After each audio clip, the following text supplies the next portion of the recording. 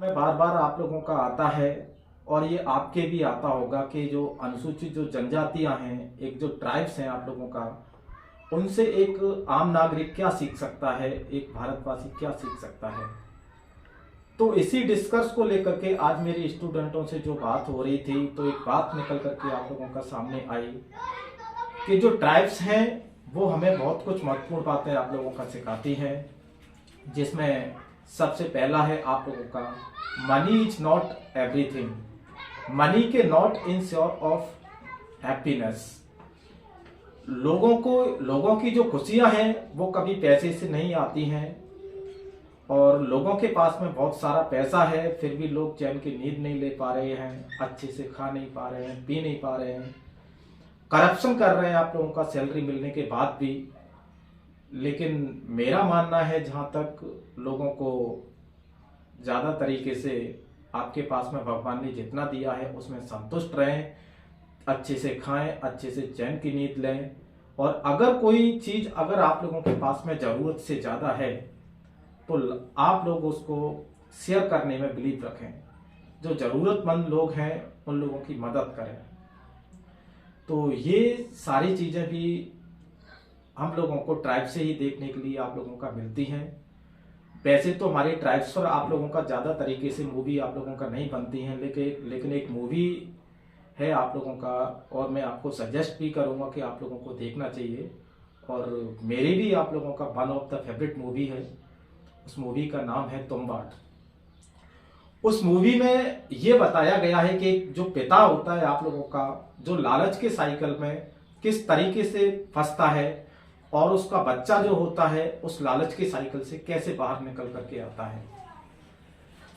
ये काफी बेहद खूबसूरत कहानी है इस मूवी के अंदर। तो आप लोगों को देखना है और अपने परिवार वालों को भी दिखाना है। तो अपने समाज के अंदर, अपनी सोसाइटी के अंदर एक अवेयरनेस भी आती है कि लोगों की किस तरीके से हेल्प करना चाहिए, किस तरीके से लोगों के जरूरतमंद लोगों के साथ में खड़ा होना चाहिए। एक मूवी में और भी आप लोगों को सजेस्ट करूंगा कि काला पानी मूवी है, जो अभी प्रेजेंट में यूट्यूब पर तो अवेलेबल नहीं है आपका, लेकिन नेटफ्लिक्स पर आप लोगों का एक सीरीज आप लोगों का चल रही है, जिसमें जो काला पानी है उसमें अंडमान की ओरावा जनजाति के बारे में बताया गया है। तो वहां की जो ओरावा जो ट्राइब्स होती है, तो उसका एक मुखिया आप लोगों का होता है। तो वहां पर एपिडेमिक होता है, और वो एपिडेमिक उनकी सारी कम्युनिटी के अंदर तो होता ही है, लेकिन उसके सबसे पहले उस उनकी जो कम्युनिटी का जो मुखिया होता है उसी के बच्चे को सबसे पहले होता है एपिडेमिक। अभी अभी अपने यहाँ पर 2020 में जैसे जो कोविड जैसा आप लोगों का जो एपिडेमिक हुआ था, शायद कुछ ऐसा ही था आप लोगों का, खतरनाक आप लोगों का। तो वो मुखिया आप लोगों का क्या करता है कि अपनी पूरी कम्युनिटी का संरक्षण करने के लिए वो अपने बच्चे का ही सैक्रिफाइस कर देता है, एक त्याग कर देता है अपने बच्चे को। वहां का जो उनका जो रेसिडेंशियल जो एरिया होता है, उस एरिया से अपने बच्चे को ही आप लोगों का बाहर भेज देता है, और अपनी पूरी कम्युनिटी का साथ देता है, पूरी कम्युनिटी को बचाने के लिए। तो ये बात भी उन लोगों से काफी ज्यादा हद तक सीखी जा सकती है कि वैसे तो हम लोग इतना ट्राइब्स के बारे में नहीं जानते हैं, बट डेफिनेट सी बात है कि जब जो उनके पास में जो बारी आती है, तो वो पर्सनली ना अपने भाई को, ना अपने बहन को, ना अपने बच्चे को प्रायोरिटी नहीं देते हैं, वो अपनी सारी कम्युनिटी को प्रायोरिटी देते हैं। तो ये बात भी उन लोगों से बहुत कुछ सीखने के लिए आप लोगों का मिलती है। और मैं तो आप लोगों से यही कहूंगा कि इन लोगों में कैसे कोऑपरेशन होता है, किस तरीके से इनकी अंडरस्टैंडिंग रहती है, किस तरीके से इन लोगों में एक कंपेटिबिलिटी की जो भावना होती है ना, तो ये लोग किस तरीके से एक दूसरे की मदद करते हैं।